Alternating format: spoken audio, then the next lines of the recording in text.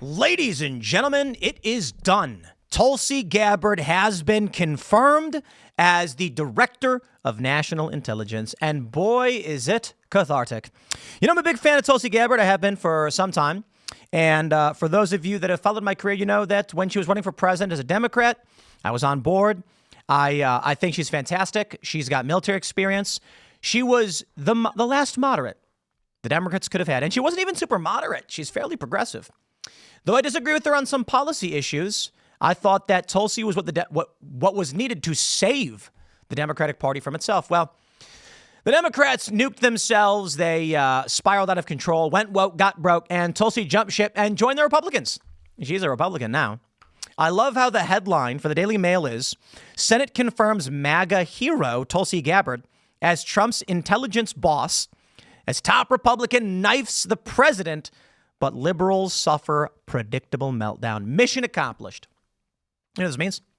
Tulsi Gabbard is going to oversee all of the intelligence departments. She's going to deliver that intelligence report to Donald Trump for his briefing, and I am here for it. Now, some people are critical of Tulsi for a lot of reasons. You're allowed to be. I mean, she was for gun control. She was anti-nuclear power. She's come around in the past 8 to 10 years or so it's fine. Well, maybe like 4 to 5 years. But there are some people who are critical of her foreign policy stances. The Democrats are liars, so we can ignore them. But there are people who believe that while she may be anti-interventionist for the most part, she still is pretty interventionist when it comes to Islamic jihad and things of that nature. What I will say is this. We're going to read through this story. We're going to go down what she's going to be overseeing. Breaking news, major success for Trump and for the American people. But more importantly, isn't it funny? They're calling Tulsi Gabbard a MAGA hero. Listen, my friends, when a progressive Democrat joins the Republicans and a Republican president, and they're calling that MAGA, they're telling you outright.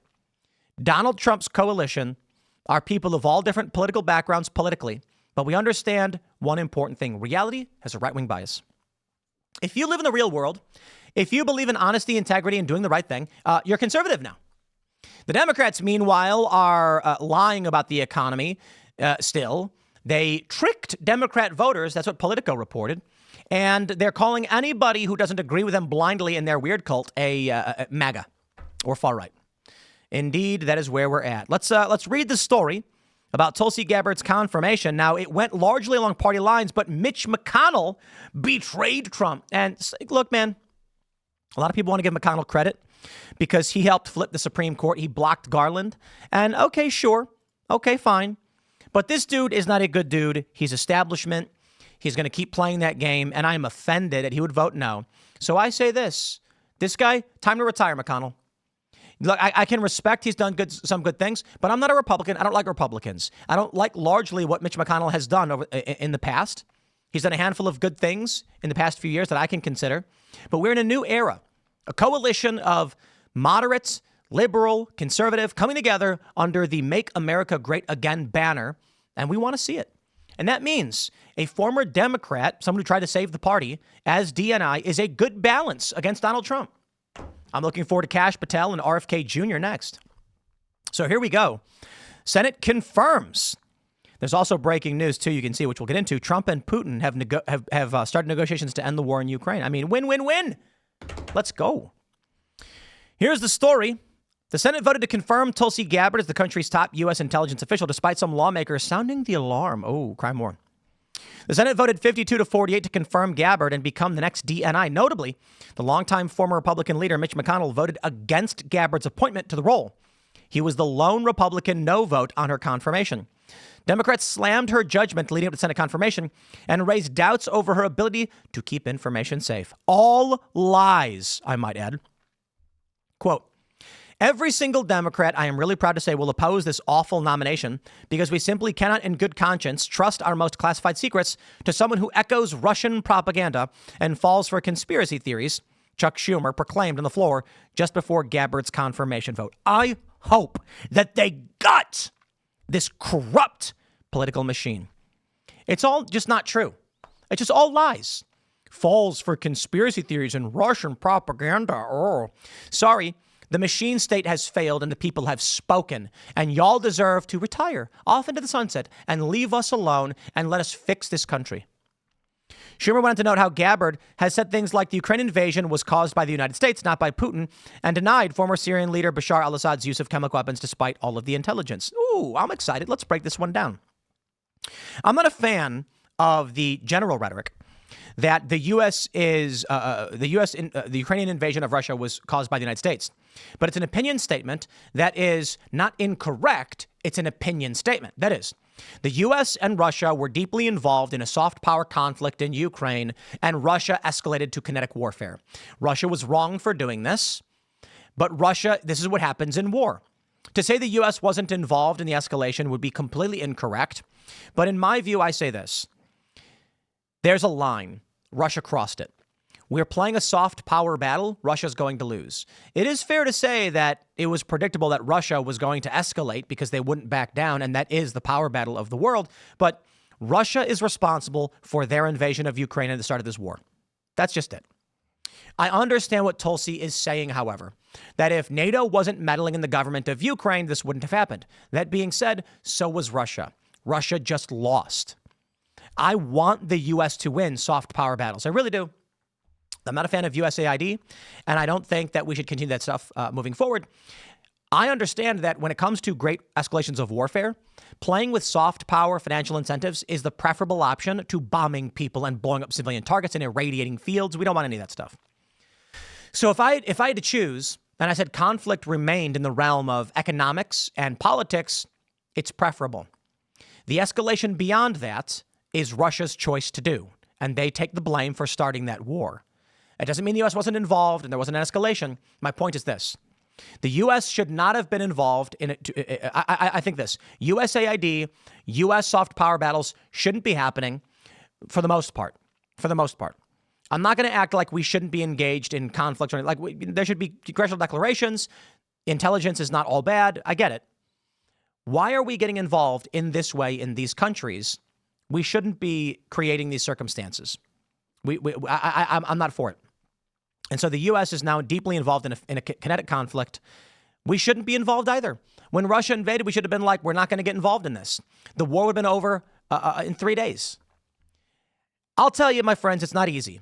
It really isn't. To deny that the U.S. was escalating soft power conflict and winning would be insanity. You'd be lying. The U.S. has been trying to drown out Russia and cut their economic access to Europe and the Mediterranean, and Russia, it's predictable the direction they were going to go. So, I don't know. There's no easy answers. I can put it like this. I don't want to speak to the past because I'm not good at it. I don't have a great moral clarity for all of you. What I can say is, moving forward, we should be defunding USAID, focusing on our border, our people, our manufacturing, and we should be using straightforward economic moves to strengthen ties in the international community and recognizing if we lose, we lose. If Russia's got Gazprom, we need to find better ways to compete. And going to war and destabilizing governments is only going to cause warfare and problems. But I'm not going to pass the buck. Russia decided we won't tolerate soft power. We go hard kinetic warfare. Russia's the aggressor. And it's complicated, isn't it? Everyone's going to choose their sides on this one. I want the U.S. to win these influence battles. I don't want war to start. I recognize the U.S. plays a role. Didn't start the war, though. Though Gabbard has countered those remarks by saying Putin is to blame for beginning the war and admitting Assad committed heinous acts. They also question whether allies would share. The thing about Assad's use of weapons, this is the game they play. When we're early on and we hear that Assad was using these weapons, but it's just a spattering of intel. We're not entirely sure. Tulsi or anyone else might come out and say, I don't believe that's true. We'll see what the evidence shows us. If later on you then say, oh, wow, the evidence showed us it happened, they'll say, aha, but you denied it at first. And it's like, well, yeah, because we were investigating. So spare me this, dude. It's lies. They also questioned whether allies would share intelligence with the U.S. if she were put in charge of the 18 agencies and organizations that make up the intelligence community. Cry more. McConnell, who sided with every Democrat, released a scathing statement saying the Office of the Director of National Intelligence is a key participant in the process that informs every major national security decision the president makes. The ODNI wields significant authority over how the intelligence community allocates its resources, conducts its collection and analysis, and manages the classification and declassification of our nation's most sensitive secrets. Indeed, they do. In my assessment, Tulsi Gabbard failed to demonstrate that she is prepared to assume this tremendous national trust.